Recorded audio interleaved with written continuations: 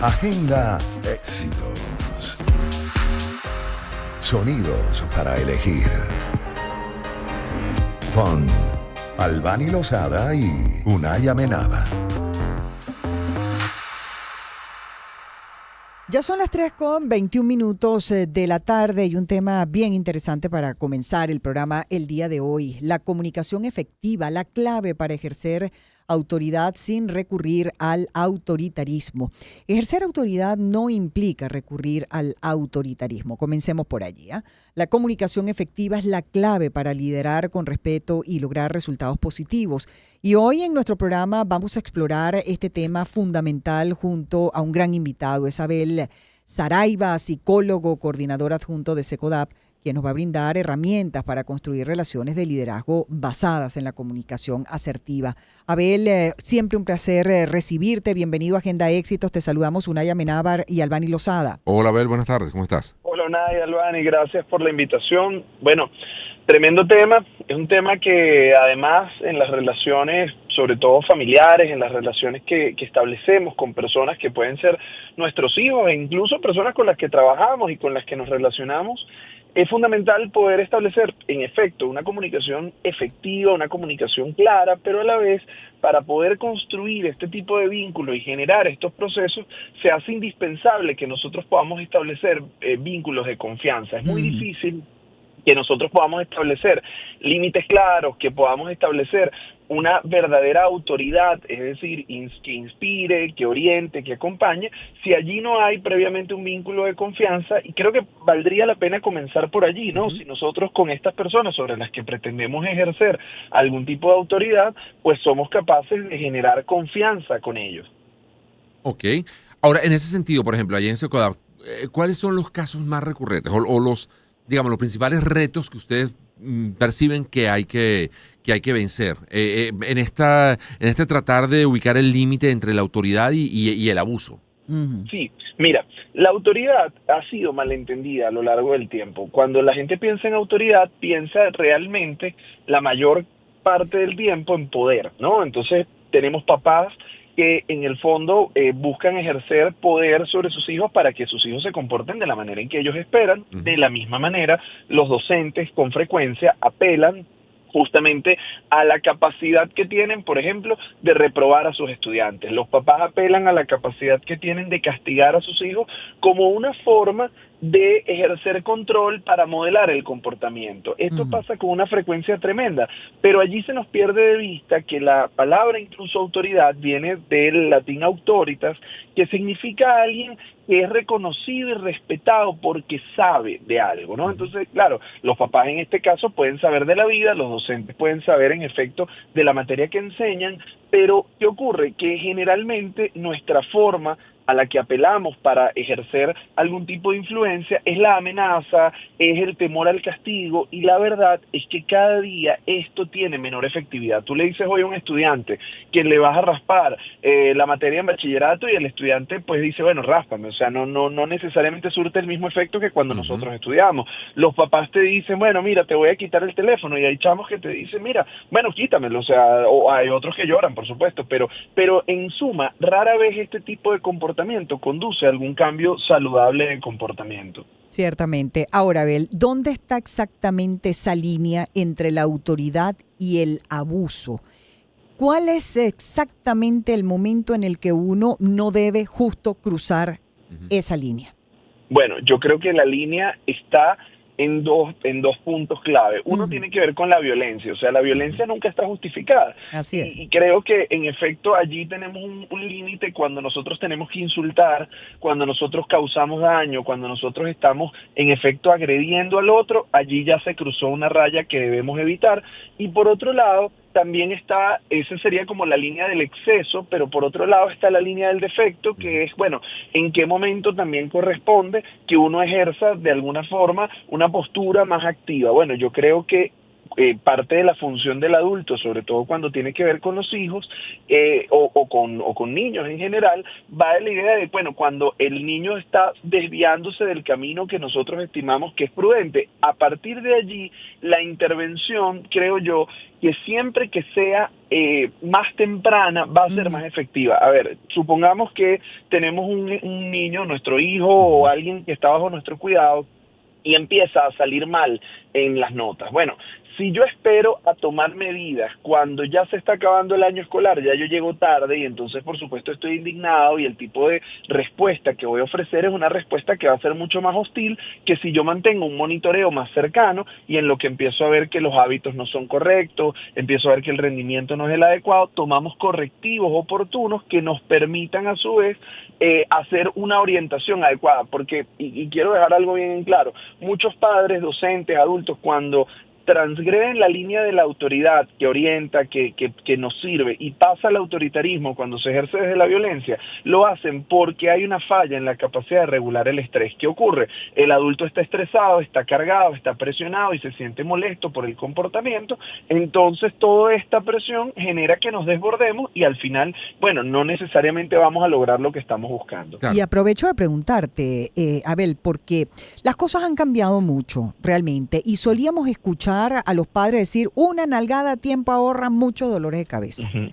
Pregunto, ¿esa nalgada hoy en día es considerada como violencia o sigue siendo ese correctivo que a tiempo, y estoy hablando de una nalgada, ¿no? No que vayan a acribillar a una criatura, que de eso no puede nadie No es la estar. cueriza, eso es otra cosa. No, eso es otra cosa, ajá. Pero pregunto, ¿eso todavía se considera una forma de autoridad que puede realmente ahorrar muchos dolores de cabeza o es un acto de violencia que más bien causa más? Mira, fíjate, en Venezuela en particular desde el año 2007 el castigo físico que va desde la nalgada al jalón de pelo sin llegar al maltrato que ya causa lesiones, sí, está prohibido por ley. Uh-huh. Hay infinitos estudios que demuestran lo ineficaz, a pesar de nuestra experiencia de vida, del castigo físico. Y de hecho yo invito a cualquier persona que seguro a esta hora nos está escuchando y dice, bueno, pero a mí me dieron una nalgada a tiempo y yo terminé siendo una persona de bien. Uh-huh. Ya va. Ahí hay que decir, tú fuiste una persona de bien a pesar de que te pegaron, no porque te pegaron. Okay. Ahí muchas veces justificamos el dolor como una manera también de proteger la imagen de nuestros padres. ¿Qué sucede? No hay una investigación científica que demuestre que una forma de castigo físico es efectiva en el proceso de crianza. ¿Dónde está el tema que se confunde con frecuencia?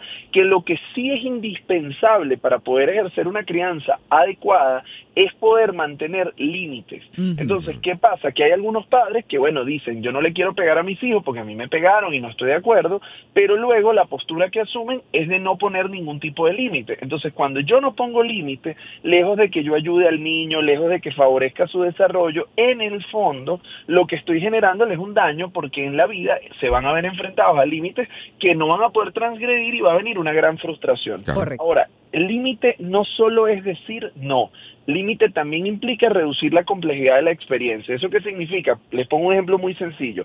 Tienes un niño de 3 años. Si tú al niño le abres las puertas del closet para que decida qué se va a poner, va a sacar cualquier cantidad de cosas, puede que no elija nada y lo que elija sea desastroso, pero tú como adulto le puedes decir al niño qué te quieres poner, la franela amarilla o la verde. Entonces, uh-huh, bueno, el niño elige dentro de opciones que nosotros como adultos controlamos y esa, por ejemplo, es una manera sencillita de poner límites. Ahora, también cuando son más grandes, es clave poder identificar de forma clara qué es aceptable, qué no es aceptable, qué esperamos de nuestros hijos y sobre todo de qué manera también los vamos a ayudar a afrontar los desafíos. Entonces yo creo que cuando un comportamiento de nuestros hijos se sale de orden, es importante señalarlo, es importante mostrar qué es lo que estamos esperando y no dejarlo pasar. Entonces allí el límite cumple una función protectora, orientadora y que favorece sin necesidad de que tengamos que recurrir a la violencia. Claro, porque en muchas oportunidades uno ve que por miedo a no caer en casos de abuso, por miedo a ser vistos por otras personas, incluyendo nuestros propios, hijos, sobrinos, alumnos, etcétera, por miedo a caer en el exceso, entonces no se hace nada o se permite que hagan lo que le dé la gana y pareciera que eso es posible, una manera de hacer un mal mayor.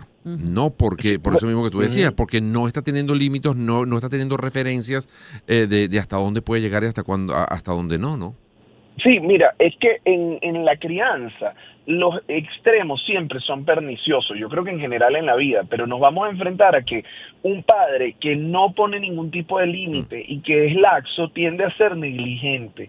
De la misma manera que un papá que ejerce un autoritarismo muy fuerte, que actúa con violencia y que llega incluso a rozar los límites del maltrato, causa también mucho daño. O sea, parte de lo que se trata es entender que los niños necesitan dos cosas fundamentalmente. Necesitan calidez y necesitan estructura. La calidez viene dada de cómo nosotros generamos confianza y seguridad y de qué manera expresamos el afecto en palabras y acciones, y la estructura tiene que ver con límites claros, expectativas que puedan estar aterrizadas, que le expliquemos también un poco las razones, porque en nuestra época de repente bastaba que era porque yo lo digo y ya, porque pues yo lo digo y punto, pero la sociedad ha cambiado. Nosotros mismos como adultos no aceptaríamos de nuestra pareja que nos diga, mira, te vistes, ¿por qué? Bueno, porque yo lo digo y ya, ¿no? Tú preguntas, mira, ¿a dónde vamos? ¿Por qué? Entonces, claro, nosotros no podemos esperar de los niños cosas que no permitiríamos tampoco para nosotros como adultos. Entonces, en ese delgado equilibrio nos toca movernos. Por supuesto que es difícil, es desafiante, sin duda es desafiante, pero hoy tenemos una mayor comprensión que la que tuvieron nuestros padres con nosotros sobre cómo esto afecta a la salud mental, sobre cómo esto impacta en el desarrollo, y yo creo que tenemos la oportunidad de hacerlo. Ahora, ¿dónde está la clave? Y esto se los digo desde la experiencia de tener años atendiendo casos como este. Mira, el papá que aprende a regular mejor su estrés, que tiene una mayor capacidad de procesar cuando algo lo carga, cuando algo lo tensa, es un papá que va a poder actuar de mejor forma. Nosotros nos enseñaron que la mejor medida había que tomarla de inmediato y de forma contundente. Y a veces, cuando nosotros estamos desbordados emocionalmente como papás, lo mejor que podemos hacer es esperar a que nos calmemos y allí retomamos la situación. Y si hay que adoptar algún tipo de medida, se adopta. Pero no es necesario que yo lo haga cuando estoy fuera de control, porque allí voy a terminar ejerciendo un uso excesivo de la fuerza. Claro, ahora, incluso, y esa pregunta te la dejo para responderla luego de la pausa, Abel, porque en muchas oportunidades eso uno lo veía con mucha frecuencia en las casas y a veces también uno lo puede ver por ejemplo, en una institución educativa. La mamá, el niño se portaba mal, hacía un desastre, agarraba una pataleta y la respuesta era, ya vas a ver, cuando llegue tu papá le voy a decir. Ajá. Y entonces el regaño, si es que venía 6 horas después, ¿no? El niño rompió un plato a las 2 de la tarde y el papá se enteraba de eso a las 8 de la noche. Entonces ya pareciera que también es como extemporáneo, ¿no? O sea, porque ya posiblemente ese niño se le olvidó el por qué lo están castigando o lo están reprendiendo. Hoy en muchas unidades educativas también, bueno, no, la profesora o el profesor, no, te voy a mandar a donde el director, a la coordinación, para que sea él el que te regañe. O sea, como que yo me desprendo de la parte incómoda, porque a nadie le gusta ser el regañón de la pareja o de la familia y entonces le pasa esa responsabilidad a que sea otro el que ponga las malas caras y el que sea el severo ante una situación. Ese tipo de prácticas, al final, ¿cómo se terminan, digamos, metabolizando en el niño? El saber que con uno puedo hacer lo que me dé la gana, pero el otro sí va a ser el más estricto. O, bueno, yo hago esto ahora, pero de aquí a mañana o a la noche, lo que sea, es que me van a castigar. Eso al final termina siendo efectivo o no. Pero bueno, al regreso de la pausa seguimos hablando acerca de este tema, hoy abordando el tema, bueno, la comunicación efectiva, ese límite entre la autoridad y el abuso, entre la autoridad y el autoritarismo, cómo manejar ese tipo de situaciones en nuestras casas, en nuestros sitios de trabajo o en nuestras escuelas, etc. Ya venimos con mucho más de Agenda Éxitos. Espacio para conectar. Éxitos. Caracas, El Vigía, Guarenas, Guatire, Maturín, Táchira, Mérida, Barquisimeto, Margarita, Puerto La Cruz, Puerto Ordaz, Maracaibo. Maracay. Éxitos. Sonidos en primera fila.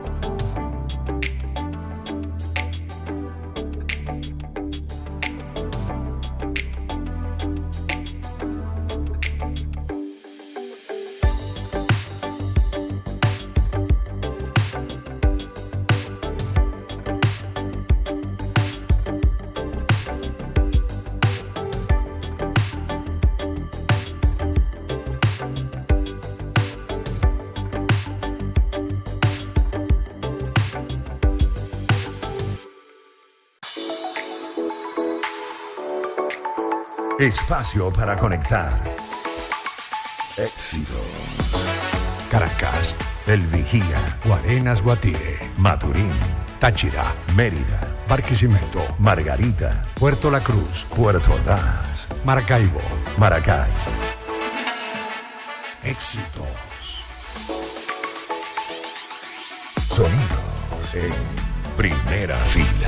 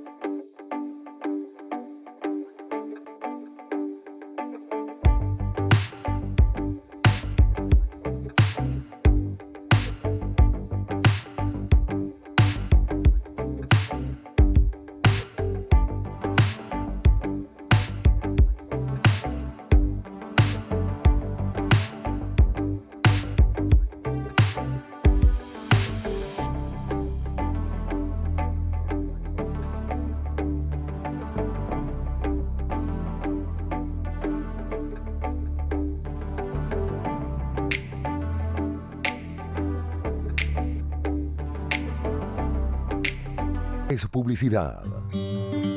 Ay, qué maravilla. Hoy, jueves 3 de abril, salen los envíos marítimos de JJ Import Corp. ¿No has probado todavía el servicio magnífico de esta empresa de envíos internacionales desde los Estados Unidos hasta Venezuela? Bueno, yo te los recomiendo.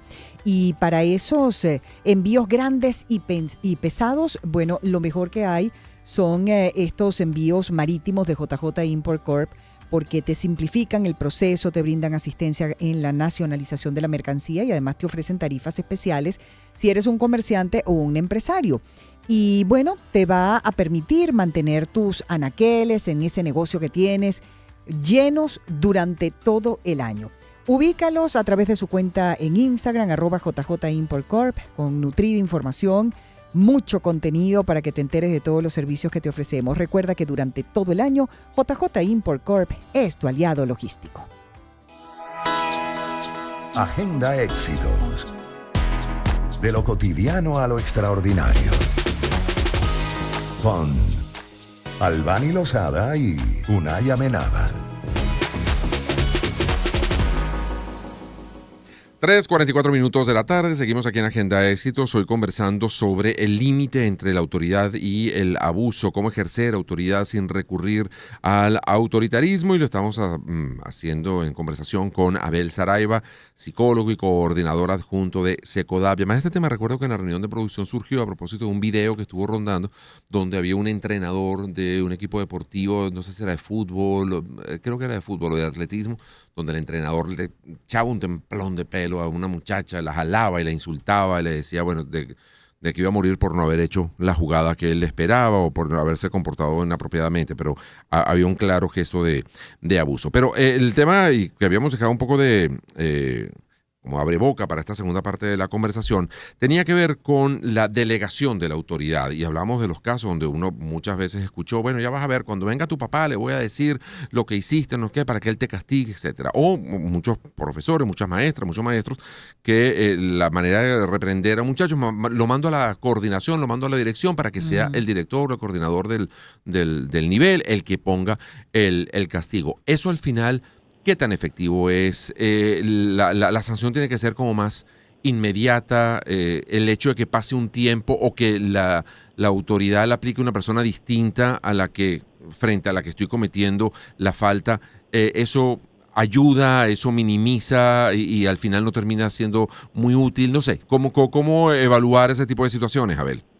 Mira, yo creo que una de las cosas que hay que desmitificar es que, si bien históricamente se ha entendido que el efecto de un reforzador positivo, negativo, una consecuencia, mientras más inmediato al hecho que lo causó, será más efectivo, eso hay que relativizarlo, porque a veces otros factores van a intervenir, insisto, como el uso excesivo o desproporcional de la medida, que lleva a que, lejos de que el estudiante o el joven o el adolescente o el niño aprenda, en el fondo lo conduce más bien a que ese impacto emocional bloquee cualquier posibilidad de extraer una conclusión pues razonable. Ahora, sobre el tema que tú decías de la delegación, de quién ejerce esa función, yo creo que, a ver, a nadie le gusta ser el malo, y siempre que ponemos en un tercero este rol, de alguna manera lo alimentamos con fantasías, ¿no? Y la fantasía de construir, por ejemplo, en la figura del padre, el representante del castigo. Sí. ¿Y qué ocurre con esto? Que lo que hacemos es lesionar gravemente la confianza. O sea, si a papá lo utilizamos permanentemente como esa última instancia castigadora, por supuesto que a mí me va a dar mucho miedo contarle cualquier cosa a mi papá. Entonces se da un distanciamiento en la relación que creo que es profundamente perjudicial. Ahora, y terriblemente injusto para ese papá que llega al trabajo cansado y de paso ahora tengo yo que lidiar con esto cuando a lo mejor lo que quiero es darle un abrazo y un beso a mi hijo. Claro. Sí, y lo que me toca es regañarlo porque pintó las paredes, porque rompió algo, o porque contestó feo a su mamá. O sea, yo qué sé. Sí. Porque al final estamos construyendo muchas veces unas relaciones de autoridad basadas en el miedo, que, insisto, el miedo va en otra dirección, porque el miedo va más asociado a esta idea del poder. En el fondo, el poder implica que alguien tiene la capacidad de obligarte a hacer lo que tú no quieras, y lo va a hacer, y puede usar la fuerza como un medio para lograr esto. Entonces yo creo que por ahí no va un poco lo que uno apostaría en una construcción más saludable de vínculos, sino más bien entender cosas muy, muy claras. Los límites, por ejemplo, que veníamos hablándolo, tienen una característica fundamental para poder ser efectivos, y es que deben ser consistentes. ¿Qué quiero decir con esto? Que para que un límite y un niño pueda entender el límite que nosotros ponemos, debe ser consistente en el tiempo, y esto implica que cuando papá o mamá dicen sí, realmente sea un sí, cuando dicen no, lo propio. Es decir, si yo agarro y en un momento al niño le digo no, pero después de la insistencia termino cediendo y es sí, en ese momento el valor de todo este no inicial se pierde, porque el niño interpreta que, bueno, que si insiste lo suficiente lo va a lograr. Claro. Otra cosa que suele pasar con frecuencia es que yo le pregunto a mi mamá dice que no, le pregunto a mi papá, y si papá dice que sí, yo me aferro a esta posibilidad. Claro. Que, por supuesto, en historias de divorcio, en historias donde los padres no están en una comunicación constante, pues se complica aún más. Entonces, ¿qué deberíamos hacer nosotros? Mira, garantizar que sepamos que cuando se marca una pauta, esa pauta será respetada tanto por los adultos que están interviniendo como a la larga con los niños. Cuando los niños entienden que nuestras decisiones son firmes, no porque no las podamos revisar, sino porque somos consistentes en lo que les pedimos que hagan y lo que hacemos, ahí empieza a darse una dinámica distinta donde no es necesario acudir a la violencia o acudir a la amenaza para que surta efecto. Y donde además el castigo o la sanción tiene que ser, digamos, posible de realizar. Esas cosas de, mira, tú no vas a volver en una fiesta más nunca hasta que cumplas 28 años. Sí, eso no lo vas a poder cumplir. O olvídate. tú no vas a volver a ver televisión en tu vida. No, eso no lo vas a poder cumplir. Bueno, limítale a lo que realmente sea fácil de realizar. Mira, esta tarde no, o esta fiesta de esta noche no vas. Pero la de mañana sí. O sea, Claro. Porque si no, eso no lo puede, es como las dietas, no lo vas a poder mantener eternamente. Tú no vas a pasar toda tu vida sin comer carbohidratos. O sea, Sí, hay hay que tener cosas un de límite, cosas. ¿no? También. Abel, y ese tema, perdón, te interrumpí, termina la idea y después te hago una Sí. pregunta. Mira, básicamente ahí con lo que tú traías, también hay que entender que las sanciones, consecuencias, tienen que guardar algún tipo de relación con el hecho. O sea, Claro. por ejemplo, no tiene ningún sentido que si el niño rompe un vaso, rompe un plato, yo le quito el teléfono. O sea, lo que pasa es que generalmente ahí actuamos un poco como terroristas, ¿no? O sea, tratamos de darle donde más le duele sin pensar si lo que está ocurriendo realmente genera un sentido de responsabilidad. Hay que pensar que cuando el niño comete alguna falta, que la sanción, la consecuencia esté orientada más bien a ver cómo reparas tú el daño que pudiste haber causado o cómo te haces cargo de las consecuencias de tus actos. Entonces ahí generamos un sentido de responsabilidad. Cuando yo solo quiero causar dolor para que el niño evite el dolor, perdemos de vista que a lo mejor el niño evita el dolor, pero no es capaz de generalizar ese aprendizaje a otras situaciones de la vida. Entonces siempre va a estar necesitando de alguien que le castigue, le amenace, y esto no es lo que buscamos. Si queremos que nuestros hijos sean autónomos, tenemos que enseñarles un poco, decir, oye, mira, cada vez que tú agredes a alguien, cada vez que tú haces esto, vas a tener unas consecuencias y de las que te tienes que ocupar. Entonces ahí tiene que haber proporción, no solo en la intensidad del efecto, sino también en el tipo de sanción que se puede implementar. Correcto, y lo que justo quería preguntarte tiene que ver precisamente con las sanciones que imponga uno u otro de los padres.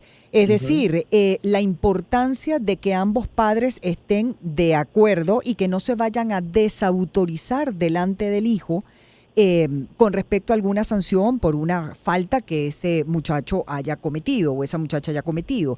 ¿Qué opinión tienes tú, Abel?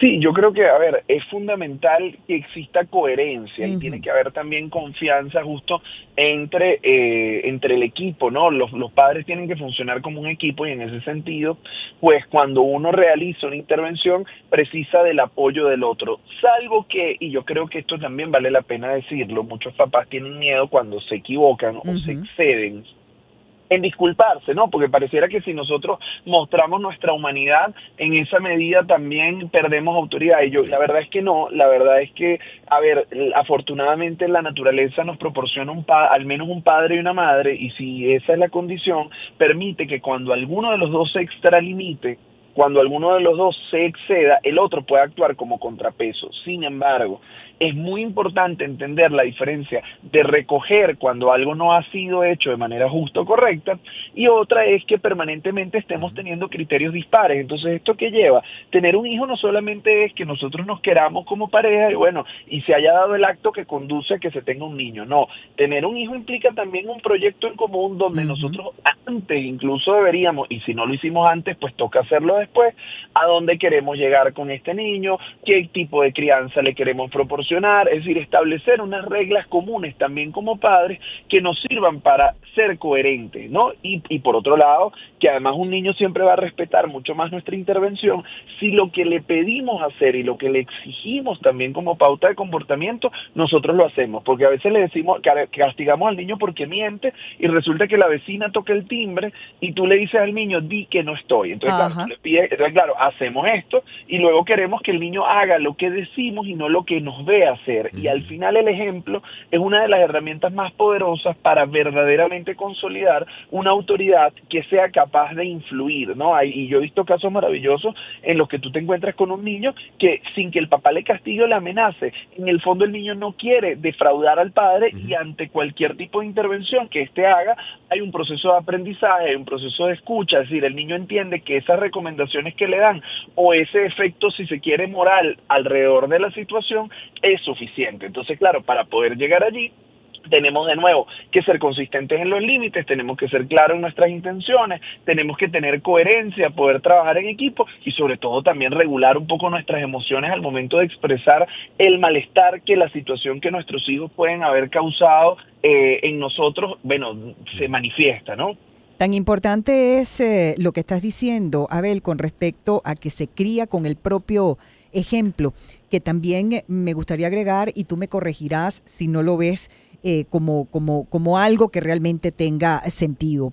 Para mí lo tiene.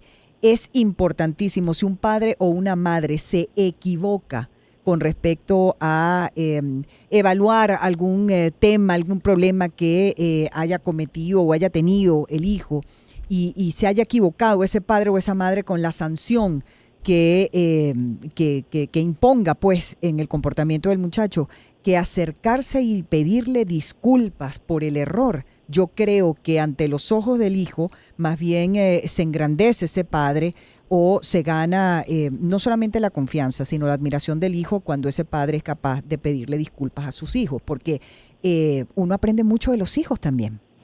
Sin duda, y yo creo que el ser un buen padre o una buena madre no se trata de ser un superhéroe o un ser absoluto que no comete equivocaciones. O sea, yo creo que los padres a lo largo del camino, al igual que los hijos, cometerán errores, pero si nosotros le pedimos a nuestros hijos que se disculpen ante sus equivocaciones, que rectifiquen, yo creo que también es sano hacer lo propio, ¿no? O sea, poder expresar cuando nos hemos equivocado, sobre todo muchas veces en la intensidad, ¿no? De la forma en que a veces gestionamos algunas cosas. Entonces yo creo que tal como dices, Albany, al final ganas autoridad cuando tú eres capaz de corregir, de rectificar, de reconocer y de valorar distintos puntos de vista. Entonces, al final, cuando uno, desprendido quizá de lo que del estereotipo y de lo que uno a lo mejor vio, y empieza a meterle análisis y lupa a lo que está detrás de la autoridad, la verdadera autoridad se construye eso, con confianza, con humanidad,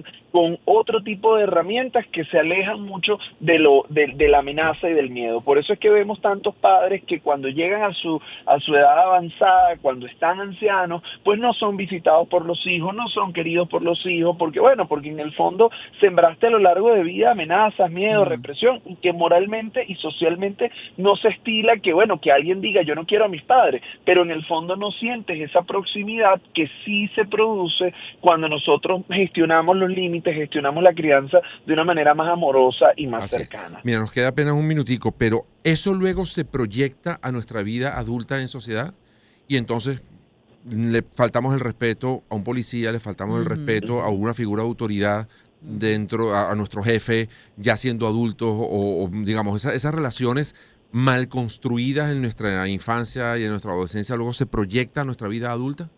Sin duda, todo lo que pasa en nuestra infancia dejará huellas en la vida adulta y nuestra relación con la autoridad está absolutamente mediada por lo que fue la relación con nuestros padres. Entonces, construir relaciones de autoridad sana, de confianza, de respeto en las fases iniciales de la vida de un ser humano va a permitir que construya relaciones sanas con la autoridad a lo largo de la vida. Cuando la cosa va de la imposición, del irrespeto, del autoritarismo, nosotros construiremos una forma también de vínculo con eso en nuestra vida adulta que puede traer consecuencias pues muy lamentables. Sí, señor, definitivamente criar amerita responsabilidad y compromiso.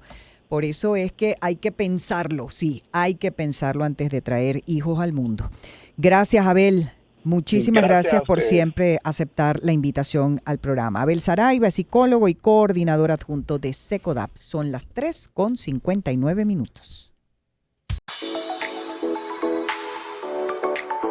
Espacio para conectar. Éxitos. Caracas, El Vigía, Guarenas, Guatire, Maturín, Táchira, Mérida, Barquisimeto, Margarita, Puerto La Cruz, Puerto Ordaz, Maracaibo. Maracay. Éxitos. Sonidos en primera fila.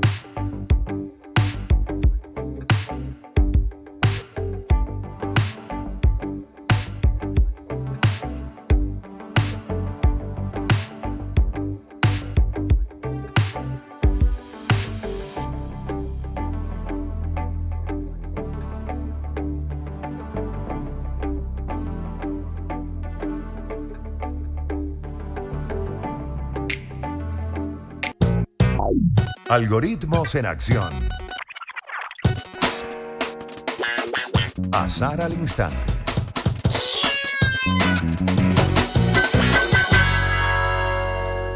Ajá, una de mis secciones favoritas. Bueno, le consultamos a la inteligencia artificial sobre 5 consejos de ahorro efectivo o efectivos que puedes implementar para mejorar tus finanzas, y esto fue lo que nos dijo. Primero, gane dinero.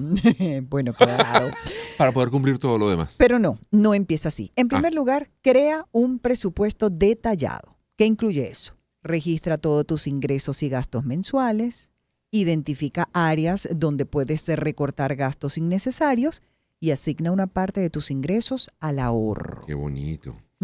Qué Disney. Segundo, establece metas de ahorro claras. Define objetivos a corto, mediano y largo plazo. Ejemplo, un fondo de emergencia, viaje, jubilación. Calcula cuánto necesitas ahorrar para alcanzar cada meta y automatiza tus ahorros para que se transfieran automáticamente a una cuenta separada. A esa inteligencia artificial le dijeron que estábamos preguntándolo desde Venezuela. Yo creo que no. Bueno, en tercer lugar, reduce gastos hormiga. ¿Qué son gastos hormiga? Bueno, vamos a ver si entendemos. Identifica pequeños gastos diarios que suman grandes cantidades. Café, snacks, suscripciones. Ay, deja el cafecito en la tarde. El cigarrillo. No. Ah, eso sí. A veces. Pero el café no. No, jamás. Ajá. Ok.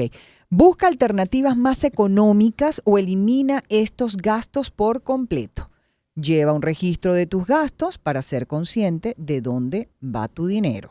Compara precios y busca ofertas. Antes de realizar una compra, compara precios en diferentes tiendas o en línea y aprovecha descuentos, cupones y promociones. También compra productos genéricos en lugar de marcas reconocidas. Eso hace mi papá. Antes de realizar la compra, compara y compara y compara y compara Y y cuando terminó de compara. comparar, subió todo. Ya subió Ok, todo. suele sí. pasar. Ay, Ujú. mi papaíto tan precioso. Bueno, y en quinto y último lugar, ahorra un porcentaje de tus ingresos automáticamente. ¿Cómo se hace eso? Bueno, configura transferencias automáticas a una cuenta de ahorros cada vez que recibas tu salario.